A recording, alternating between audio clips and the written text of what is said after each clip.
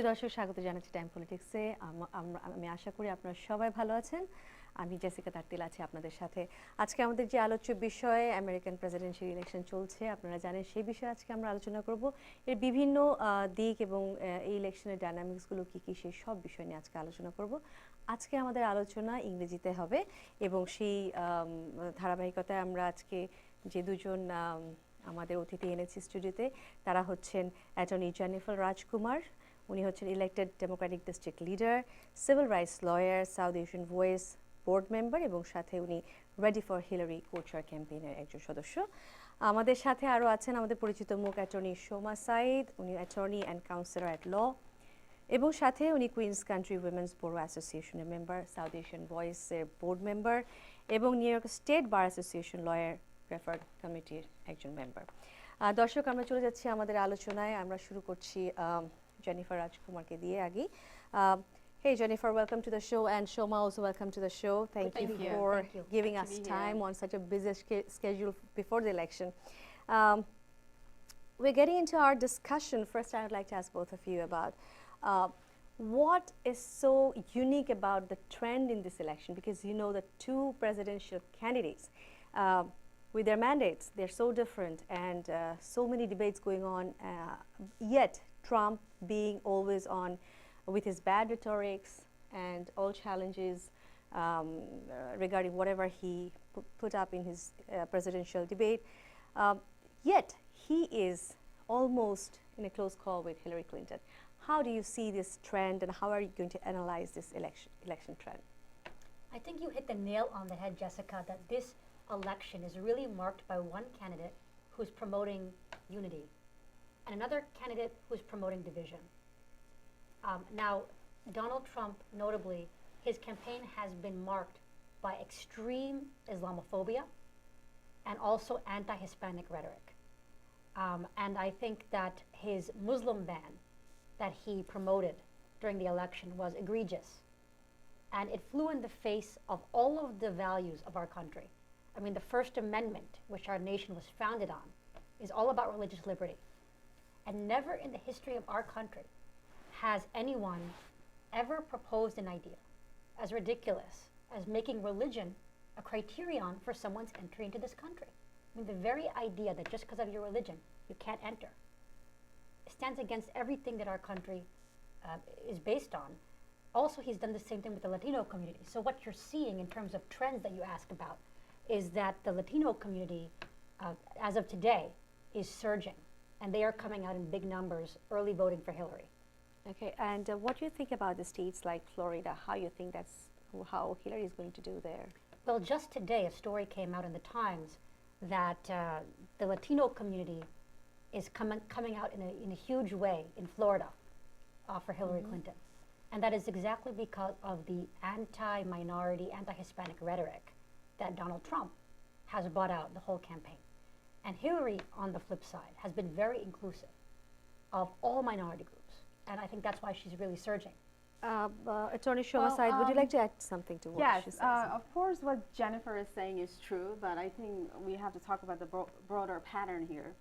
I think the reason that Trump, despite all his hatred, all his open bigotry, that he's so close to the race, and just today, after disavowing Trump and his candidacy, Paul Ryan went and back and embraced him. Part of the reason is we have the other America, where you have high school passing people, blue collar workers in various Midwestern states. They want someone other than Hillary Clinton, even if it's a bad choice overall. And it's this the trend of the rise of nationalism that we see in Europe has crossed over to the USA. We have this idea that also I think there's an underlying, although it's not talked about, there's also that many people are not ready for a female president, and I think it's undercutting. And also there's a trust issue, and I don't know where that trust issue is coming from, because I find her very trustworthy. She's been in service for 30 years to the U.S. government. Just to interrupt what you said, that many people are not yet ready to embrace a female president. President Obama, the other day, he just said in the news media that me being a male president, I may not face the challenge that Hillary Clinton is going to face just because she's a female. How do you analyze this rhetoric of President Obama? Well, it's a centuries of belief, values, so hard to overcome in such a short time. Countries like Bangladesh, India, Pakistan, years ago have nominated and elected a female president. Right. Currently, two main parties' heads in Bangladesh are female. females. And in Germany, you have Angela Merkel. Right. In Great Britain, you have, again, a female prime minister, yet the U.S. is not ready. And that is the ironic thing about a country that values democracy, that promotes equality. And yet, so many males, and including females, are not ready for female leadership. And that is very disheartening. Jennifer, why do you think this is it? I mean, why a country which is democratic and which supports inequality or believes in equality? So how do you analyze this? Well, I will agree with you, Soma, that it's taken a long time to get here. It has, yes. And we're lacking enough women in leadership posts in elected office and even in the private sector. This is a problem. But I think the time has come. And I think we're seeing that in the electorate. The women are trending for Hillary all over the country. At the highest levels of her campaign, we have many women who are running that campaign at the highest levels. And we are also seeing women who were born before women could vote in this country, who are proudly going to the polls now. They're like 103 years old.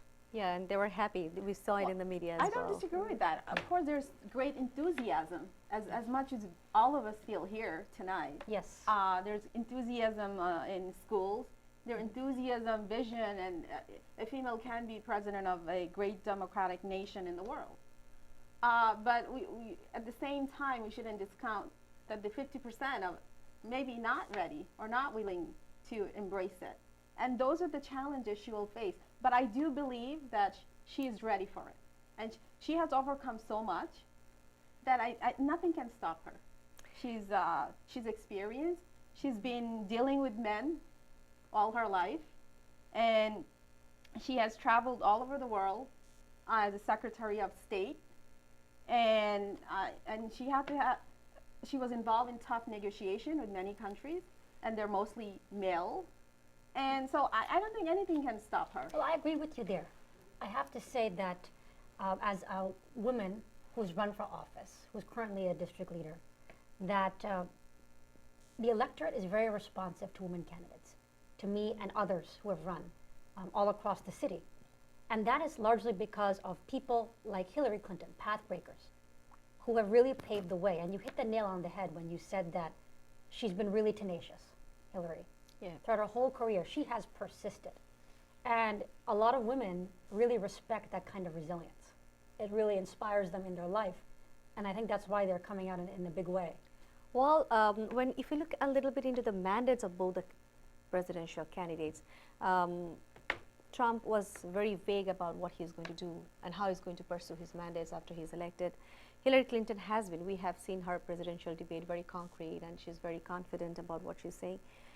Yet the two issues, one for Hillary Clinton, the email scam, and the Trump, along with all his rhetoric, and the scam that he has with the women issues and other things. How do you think these two are actually affecting their campaign? Jennifer or Shoma? Well, firstly, as far as the Hillary Clinton is concerned, the email, she admitted that was a mistake, and we should leave it at that. She admitted. Going forward, she would not. And I don't think it's such a big scandal, considering nothing was compromised, and that she was cleared. And the recent with Anthony Weiner and the other laptop issue, and I'm confident she'll be clear about all of those email as well. As far as Trump is concerned, I think since the beginning when he ran for primary with 16 other people, it's always been about spin words. It's about how to get the base energized without substance. There's no substance. It's all just empty words and get people aroused and say, I'm a male. We need a male now, So, and as far as scandals are concerned, I do believe they might have happened a long time ago, but it's relevant in the sense that he's running for the highest office. He doesn't set a very good role model for other females as well as children. And basically his campaign has tried to minimize it. And that's what bothers me, that it's been minimized. That's a good point, that the campaign is trying to minimize it. Still, a lot of medias are also Yes. trying to minimize Yes. that.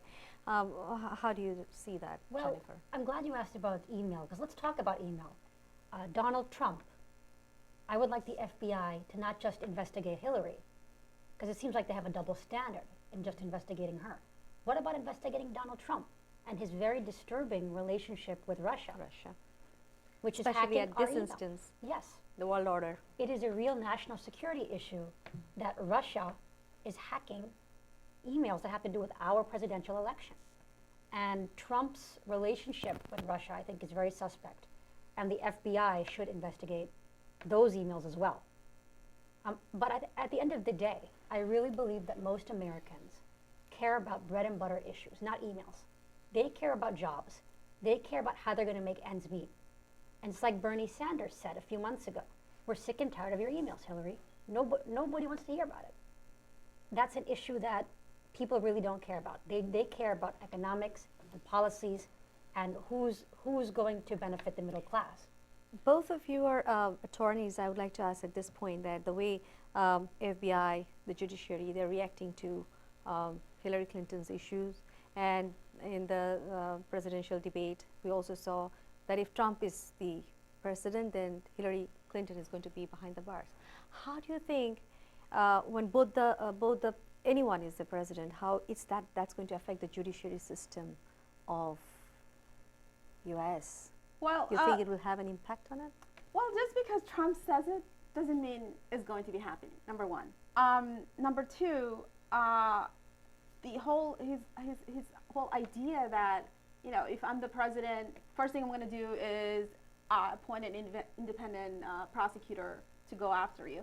I mean, just to make those sort of claim against another individual without proper evidence, it's beguiling to me. Like, how do you even do that? And how is that condoned? As far as judiciary is concerned, if you're thinking about the U.S. Supreme Court, the vacant seat, I mean, it's not just going to be Trump. It's other Republican senators who have openly said, for the next 4 years, we're going to make sure that we don't nominate we don't approve the ninth sitting U.S. Supreme Court justice. And that, by in essence, I think it's compromising our Republican system and process here. How do you hijack the judiciary? The U.S. president is given the job to appoint a U.S. Supreme Court justice, and it's the job of the senators to approve or disapprove or get someone else if they don't like that person. So, but how do you take over the executive powers? That's almost saying, you know what? We don't like what you're doing. We're not only going to exercise the legislative power, we're going to also exercise executive powers. And they're not thinking that way. They're just talking out loud, and they're just sharing nonsense with the rest of the country, just so maybe they can win at their election. How does this, what Shoma said, shapes the public opinion, like whatever the Republicans are saying? Well, I think that Trump's comments that he would jail Hillary Clinton if elected are highly disturbing. One of the things that makes America great is that we have a peaceful transfer of power. That makes us different than many other countries in the world. And him saying he will jail his opponent really is threatening our democratic institutions. And that is why we have seen so many Republicans defect to Hillary Clinton, because they know that Trump is a threat to our democracy and our Constitution. I mean, you see Mitt Romney, and the Bush family, John McCain. Every past presidential nominee on the Republican side for the past 3 cycles are all anti-Trump. What does that say? That says a lot, but then do you think the Republican has made a mistake, or they had no other option in choosing Donald Trump? It's a very complicated question. I mean, we started out with a very crowded field on the Republican side, and people thought Trump couldn't win. They thought it was an impossibility, and yet here we are, a couple of days before the election, with him as the nominee. It's unbelievable to so many Americans. But I think that the Republican Party is going to have to do some real soul searching after this election and figure out where they're going and how to unify the party. And I look forward to seeing that. Shama Said, was that a mistake for the Republican I Party? don't consider a democratic process a mistake, and which has happened in this case with the Republican Party. I think the initial, that 16 people are running for the Republican nomination, it's something to say what's going on with the Republican Party. They don't have real leadership, number one. Number two, I think the media has played great role in elevating and promoting Donald Trump to where he is today. And why? Because it's Trump, the name. Businessman with no political experience talks big. I mean, he has been spewing hate from the first day that he wanted to run, including 5 years back when he questioned a sitting president's birthplace. Nobody said much about it. The media was playing it on 5 o'clock, 6 o'clock, 7 o'clock, 8 o'clock in a different storyline. So the media has actually helped him get where he is today with free publicity and high attendance in his rallies. And media has to take some responsibility. You think the media has an impact on the decision-making process of the citizens who are going for Trump? That's what you want to say. Well, in any situation, because most people get their news from media. Many people don't read. It's that 30 seconds or 1 minute attention span, and they already come with certain bias and prejudices and certain beliefs, and when they see it in front of them, they take it, they grab it, they tend to go towards it, and this is the case here. One thing that actually I'm curious to know, because both of you deal with logic and law and all other things. How does the social psychology work here? Given Trump rhetoric and all the adversities like women's scandal, abusing children, abusing the disabled people in public, and the Black Americans, the Hispanic people, the Muslims, given the entire platform, how people relate to their moral senses in voting for Trump, those who are, because one thing is very surprising, still we have a very close call between the two candidates. Can you just explain this phenomena? I think that after the news of the sexual assault by Donald Trump came out, the women of America really had a moment of reckoning, where they had to really think about what is going on here. It's even been reported that women began having flashbacks to bad experiences in their own lives, brought on by seeing this in the news. And Michelle Obama came out with an incredible speech, one of the best speeches of this election cycle, where she spoke to the women of America and said, we really need to come together and mobilize against this for the sake of all of our daughters. And when they go low, we have to go high. I think that became a rallying cry, and it's been very effective at mobilizing women voters. Now, I taught immigration at CUNY last semester, and my class was mostly Latino. So I can tell you that Latino youth, rightfully, have been very upset by Trump's rhetoric. And they have organized in an incredible way and really brought the community out. And that's why you're seeing, as of today, the Latino votes are surging in crucial swing states, and Trump's road to the White House is becoming really tough at this point. Shama? Well, if you're, I mean, I'm not a trained psychologist. No, but and then I how am- you think the logic works here? I think in overall, people's sensibilities have evolved, um, where it would have been inconceivable maybe 20, 30 years ago for someone to be the running presidential candidate with this level of scandals. And I think America is a great nation, and we have I love that fact about America, and also at the same time I question it that we have a great tendency to forgive and to move forward. I think that's what's happening with certain sectors of the voters.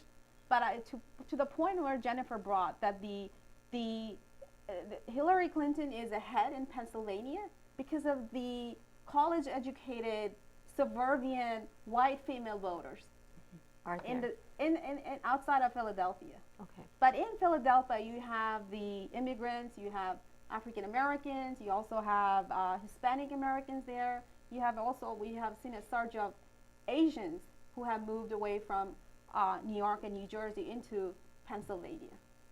So certainly the issue has really hit home to many, many people, and to many men who say, no, I have daughters. I don't want someone like that to be running our country. But but when I listen to the other side, when I see Trump's rallies and they're saying, it happened so long ago and that's not the issue. We should focus on the economy and he's the man to fix it. But yet there are no plans. So I don't know what's going on here. Yeah, Jennifer, you mentioned about American people care about job.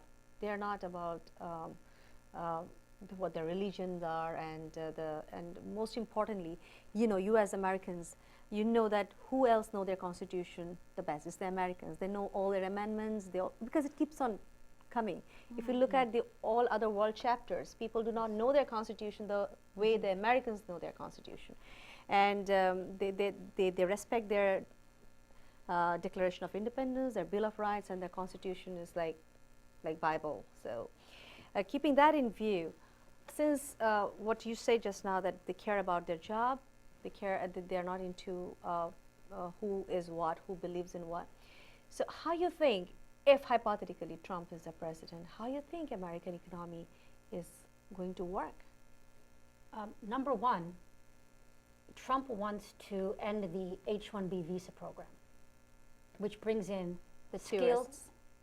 yes, Yeah. the skilled South Asian workers is the other way to put it. Yeah. And he wants to get rid of that program. So it's going to be a blow to South Asia. And one of the best things about our country is that we bring in talent from all over the world. So I think that would be disastrous for the economy, bad for South Asia. And I don't see many plans on the Trump side for our economy. And if you look at the way he's run businesses, it leaves us with much to worry, because he has not run his businesses very well, has run things into the ground, has put up things like Trump University, which has basically been a scam that's taken advantage of people. Shoma, how do you see that his economic plans are going to work for America? Well, he talks about bringing back jobs. First of all, I think we need to just dismantle that whole myth that no jobs are coming back that have been gone. And this has been said by economists, people who are actual CEOs and running billion-dollar businesses, and saying jobs that have left are not coming back, because that's number one. Number two, the idea of walling off America from rest of the world, it's not going to be helpful as far as innovations are concerned. It's because we are a nation of immigrants, and we have, for example, the founder of Tesla, he's an immigrant. The founders of Google are immigrants. Shahid Khan from Pakistan, he's an immigrant. And there's so many of them. The founders of Forever 21, they're from China. And their husband and wife are worth $3 billion. I mean, immigrants drive the economy. And going back 500 years ago when Columbus landed, we're all immigrants. it's just a matter of who came first, who came later. And I haven't seen any concrete plans except we're going to reduce corporate tax to 15%. That's all I have seen. How are the jobs coming back? And we're going to make the country great. That's all I've What heard. is the controversy with the tax plan? Hillary has a concrete plan. She tells a lot about what she's going to do about the taxes, but Trump has a flat thing, like he's going to reduce certain percentage of tax for people. How does the tax work for Hillary and for Trump? How is people going to be winning from either of them, or Well, benefited from either of them? well, from what I see, Trump has flat rates. So he said corporate tax 15. Right. Then you have 3 tier, I believe, 15, 20, and 25 for individuals. And Hillary wants to raise taxes on wealthier people, Right. and also keep the taxes on the corporate businesses as they are. So that is almost the existing plan, what we have right now. Which one is you think is going to make sense for the American people? I'm not an economist. I'm an attorney, so I cannot And, speak. you're just your idea of how this is going to take a turn. I think General idea. Hillary's plan is better. I tell you why. Because every company, whether it's a multinational or domestic, they are looking at IRS rules and taking advantage of every tax loophole there is. So they might be paying taxes. Somehow they're getting breaks. Breaks. So Jennifer, anything to add to that? Yeah, I mean, I think that's correct. I think that her tax plan really will speak to the middle class, and it's more concrete. It's got actual details. So I think that's key. And as you pointed out, it's very much like what the status quo is, in a way. So people should not be too worried. I think that she's a radical leftist. We'll just take a short break. To your audience, we'll just take a short break. Do stay with us.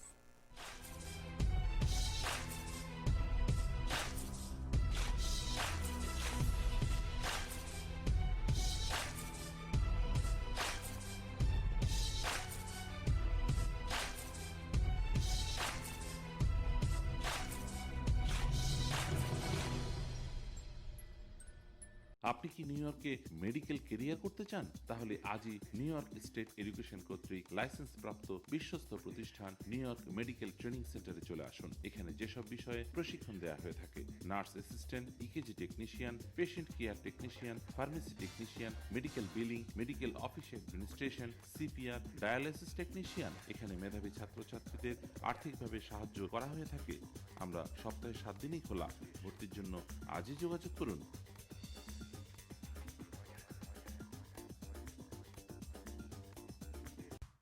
ওজন পার্কের Atlantic এভিনিউতে গড়ে ওঠা বাংলাদেশি মালিকানার থাই ফুডের সমাহার আহার। দেশীয় স্বাদে একমাত্র হালাল থাই ফুড আহার। শতভাগ স্বাস্থ্যসম্মত ও হালাল খাবারের নিশ্চয়তায় Thai soup, fish, shrimp, grill fried chicken সহ থাই স্যালাদের সমন্বয়ে রয়েছে বিভিন্ন মুখরোচক থাই খাবার। এছাড়াও রকমারি soft and cold drinks, Thai iced bubble টি এবং জুস আমরা অত্যন্ত যত্ন সহকারে পরিবেশন করে থাকি। আমাদের রয়েছে দক্ষ chef, quality presentation, cool and comfortable environment. আহার 7917 আটলান্টিক এভিনিউ, ওজন park, new York 11421। Phone 718-296-2846।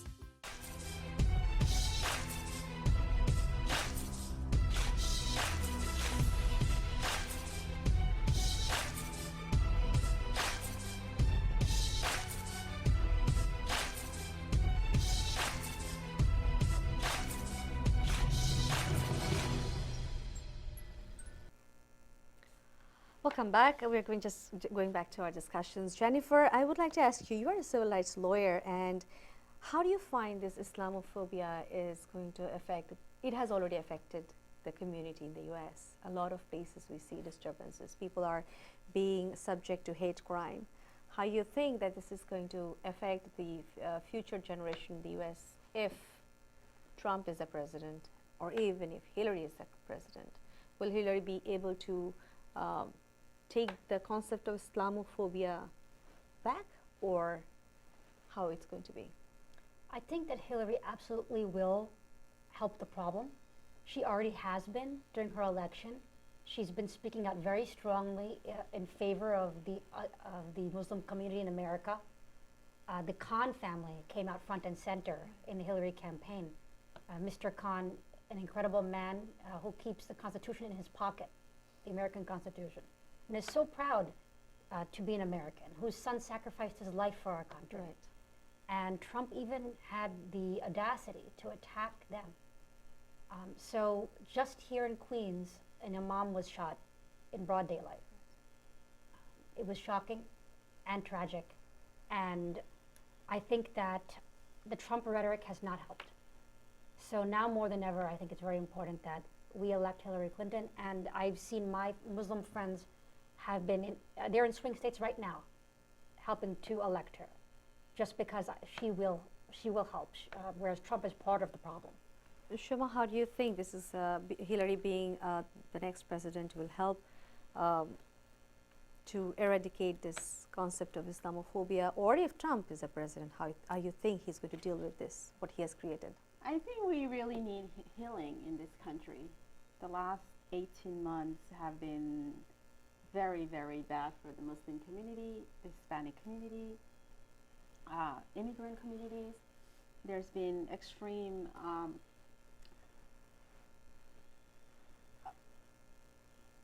xenophobia, and I think we need to heal as a nation, because we are actually very divided, and a house that's divided cannot last, and so we need to heal. I think if Hillary Clinton wins, like Jennifer said, she has already been trying to be the healer in this, and to a degree she has succeeded.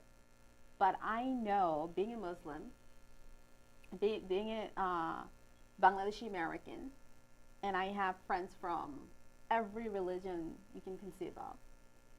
I talk to kids, I watch children, and obviously there's fear in them. Being Muslim, going to school, are they going to be deported? Are they not good enough to be American? Can they run for office? Do they have to live in the shadows and fear others? And they're born here. And just today, my nephew, who's 7, and he was getting interviewed by a television channel, by a reporter who came from Bangladesh to actually cover U.S. election. And one of them, he said, I want to say something. So he said, all right. So he said his name. And you know what he said? I am born in America. And I was startled by it. I said, why did he say that? Why, what, and I didn't ask him, but I said, why did he say that? So damage has already been done to our kids. And I've seen that firsthand. And it's going to take many more years and to heal that. And if Trump comes in, I know he's going to try to be, as he does always, that was just a talk. So now I'm going to be the president. I'm going to, like he's been trying to act for the last couple of days. And we need to make sure that we really take this decision seriously on Tuesday. We can't go back to the past and make the same mistakes that our country has made in the past. Not too long ago, early in this century, Chinese people were by law excluded from entering this country. It was called the Chinese Exclusion Act. We can't forget about these dark marks in our history and go back to them.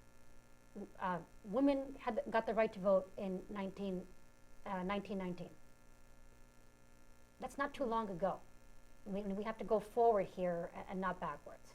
This is a choice between a sexual predator or the first woman president. This is a clear choice. This is a fight for the morals and the conscience of our country. And Trump's motto has been, make America great again. But what really struck me was Hillary Clinton's point in one of the debates, where she says, we are great, and we're great because we're good. Just to point out what Jennifer was saying, she mentioned the Chinese Exclusionary Act.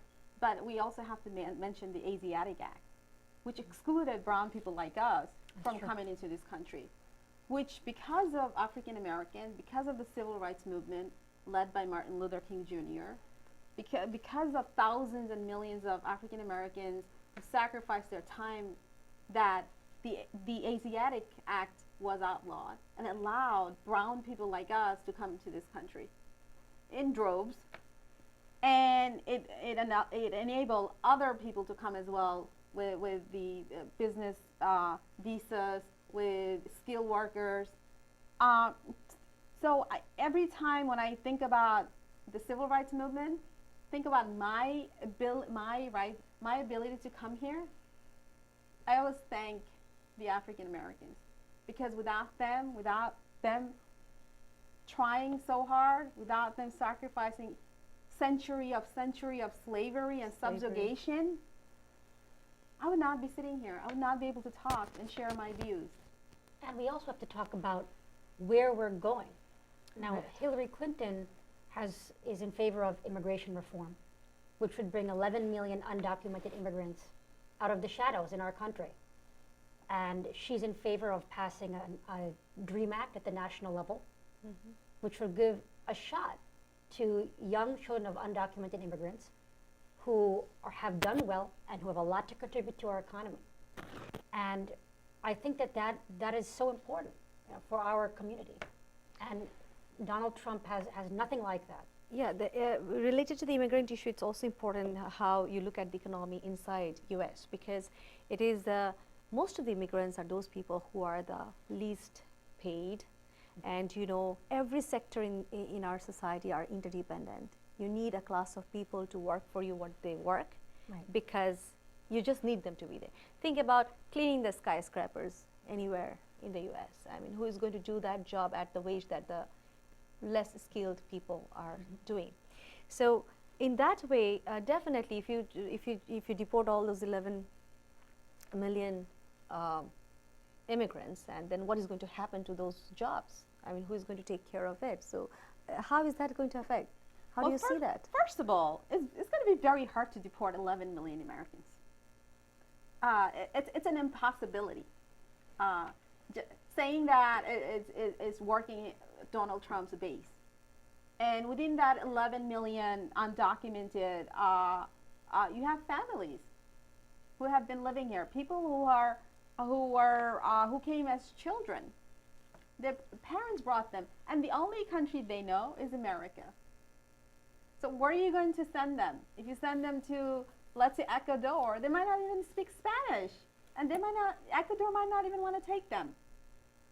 Then if you brought up another jobs. Like, economists have been saying that Americans don't want to do certain type of jobs, and these are only being taken up by immigrants. So let me tell you, I was on Long Island, which is not too far from Queens. I'm in a diner. I walk in, I'm hungry, and I see television. I see Fox News is playing about who's my server, who's cleaning my table, who's coming and taking care of me. Every waiter was of Hispanic background. And there is Fox News. I'm like, it's such a polar opposite. So that takes me back to the American leadership. What, with a candidate like Trump, to my understanding, is there is a threat to the American leadership, because most of the presidents we saw in the past, till Barack Obama, even if we look at the credentials of Hillary Clinton, there has been always a statesmanship in the American leadership. I mean, there has been, the leaders themselves have reflected the US supremacy outside the US, even inside. Trump definitely, with all his credentials, just leave aside he being a business tycoon, maybe he's very successful in that. America has its expansionist policy all over the world. If we just look into American superiority, it depends a lot on its economic factors outside across the Pacific on the West Coast, and in this coast across the Atlantic.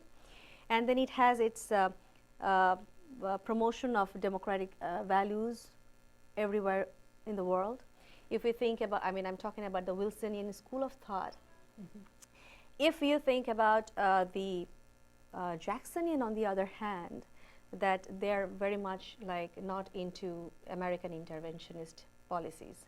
So, keeping in view what President Barack Obama has done so far, he has been concentrating last 8 years into nation building, just because President Bush, who just left before him, the devastation that he has done to the economy of the US because of the war in Iraq and everywhere. He has used up the $14 trillion dollars that Bill Clinton has actually saved. And with those devastation, Barack Obama had to face those challenge of national building at home. So his American expansionism was off for a while. He was into a policy of offshore balancing. Whoever is going to come next, Trump, we know, he talks about carpet bombing. He talks about his relationship with Russia is a big question mark, and the world order is changing. Keeping that in view, Hillary has certain challenges to face in American foreign policy, and Trump, I don't know how he's going to face that. I would like to know from you what you think American leadership has to give to the world, because what they give to the world comes back to the American people as well. I think that Trump's statements on nuclear weapons have been very troubling, looking at it from a global perspective. He has been open to bombing Europe. He's hinted that he'd be open to that. Is this really the president whose finger we want on the button? I don't think so. I think that a Trump presidency would make the world a less safe place. I don't know what his familiarity with South Asia is, if any. Indians, a small group of Indians recently threw him an event, and he said, "I like Hindu," at the event, which to me indicates that he doesn't understand the culture. I'm not really sure what his relationship is with South Asia other than opening a Trump hotel. Whereas we know Hillary Clinton, as Secretary of State, has traveled, has spent time with women in villages in South Asia. She calls it the Hillary Doctrine, where she spends time not just with statesmen, but with women in villages all over the world. And she's familiar with South Asian elected leaders already. So we know that we're getting a real stateswoman in Hillary Clinton. With Trump, we're getting a dangerous man who will make the world a less safe place. And I think that the world knows that. And so, fingers crossed on Tuesday that we get the right president. Shoma, your analysis. Well, firstly, I think we live in a very tough world climate, and anyone who becomes the next president will have issues being faced from every corner of the world. You have Russia with Crimea and Ukraine. You have Iran with nuclear weapons. You have North Korea and rogue leader who just a couple of weeks ago he tried out a missile. You have Syria, Turkey. Turkey is plundering right now. We have to recall families and children of our state people from Turkey, and that's a really, really sad situation for Turkey. We have issues in Europe with the Brexit and EU. Right. We have issues in I think India and Pakistan are doing very well. And the uprise of BRICS in the Asian countries with Brazil, that is also a big challenge for the U.S. Supremacy on that side. So any president who comes in will have so many issues to deal with. With Hillary Clinton, she's steadfast. She's experienced. She has traveled the world. She's well known. She knows policy. She knows diplomacy. She knows the rules. She knows how to build relationship. She has been to the UN. She has a good relationship with the UN and other countries. She's been to, like Jennifer said, villages. It takes a village to raise its children, and that was her saying. Right. And she's been to India. She's been to Bangladesh. So she makes a better ambassador to promote American foreign policy. I think America has to realize that as much as we give back to the world, we get so much more. We don't exist in vacuum. And yes, we're a great nation. Yes, we have brain power. Yes, we have weapons. Yes, we have a great highway system, transportation system. But yet, our existing is dependent on the rest of the world. And if we want to compare, we need the rest of the world to exist. We need the other 6.5 billion people to live. If you want to say I'm number one, you can only be number one when you have another 10 or 100. And with Trump, I don't, as much benefit I like to give him, I don't see anything in him. It's a vacuum. It's substanceless. We are almost at the end of our program. Just one last question to you. The way this Trump campaign started, like "Make America Great Again," it reminds me of Mark Twain. What he said, that the report of my death has been exaggerated, something like that. I mean, it's an exaggeration. I mean, we all know America is not great, and so I related with Mark Twain, what he says, the report of my death is exaggerated. How do you analyze that before we leave our show tonight? Well, Hillary Clinton said America is great, and it's great because we're good. And she, out of these two candidates, is the one who's bringing out good things in our country. Inclusion, immigration reform, keeping Obamacare and building on it. We need to move forward here and not backward. Trump is going to take us not just backward, but I don't even know where, to a terrible dystopia. And we have to stop that from happening. And then after we elect Hillary on Tuesday, we all have to do better. The Democrats have to do better at not being elitist and reaching everybody in this country, everybody, even the Trump supporters. The media has to do well. Just before I go to Shoma, one last question to you is that as an elected Democratic district leader and a board member of South Asian Voice, what would you like to tell your community members before the election? I would like to tell all the community members to get out and vote. It's so important. Your vote matters. And make sure to call all your friends in the swing states, North Carolina, Nevada, Florida, Pennsylvania, and tell them to vote for Hillary Clinton because she's the only choice here. And no matter what your reservations may be, she's the only one who's going to move us forward. Sure. So Shoma, what I was actually trying to refer Mark Twain's statement with that of Trump's campaign, that "Make America Great Again." Is it something like Mark Twain saying again and again that the report of my death has been exaggerated? An analysis of that. I understand, Jessica, where you went with that statement. It's like Trump is saying America is dead.